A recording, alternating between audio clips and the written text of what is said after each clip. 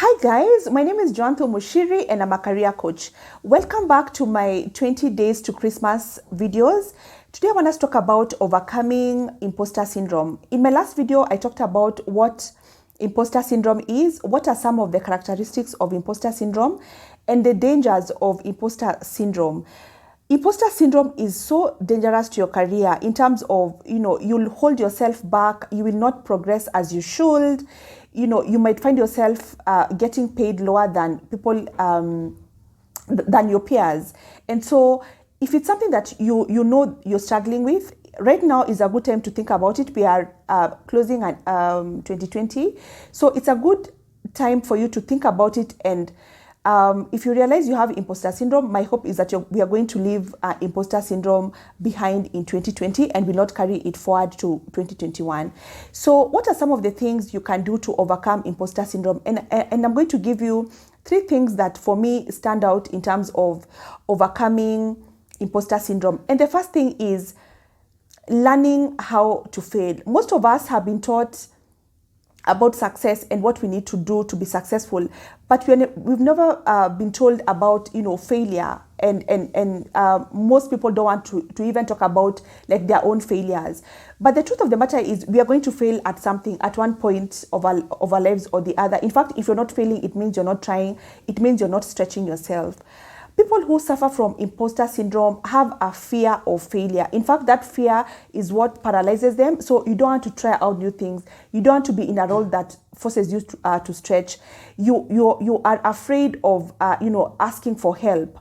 Then like that fear ends up holding you back. But just imagine living a life where you're not afraid of failure because you're not afraid of stretching yourself, or you're not afraid of learning new things, or you're not afraid of being in spaces whereby you are a novice. So like you don't understand everything and you need to fail so that you're able to succeed. Every successful person can tell you they have failed at something at one point of their lives or the other. Failure is part of life and failure is part of success. So we need to learn how to fail. And then the other thing is you need to be able to affirm yourself. Most of the times when you're suffering from imposter syndrome, you need external validation. So if your boss does not tell you you're good enough, or your spouse does not tell you you're good enough, or your colleague or your supervisor does not tell you you're good enough, you cannot see any value in yourself. And that's a very dangerous place to be, because not everyone will root for you. Not everyone will actually see your value. Not everyone will congratulate you or pat you on the back. So you need to wake up in the morning and affirm yourself and congratulate yourself. You need to know that you are capable and you're valuable even before anyone tells you. When you wake up in the morning, you need to like yourself. Then when another person congratulates you or likes you or tells you that you're good at something, that is just something extra. And then the last thing that you can try and do if you're struggling with imposter syndrome is visualize success. Like think about where you want to be in future. Think about yourself.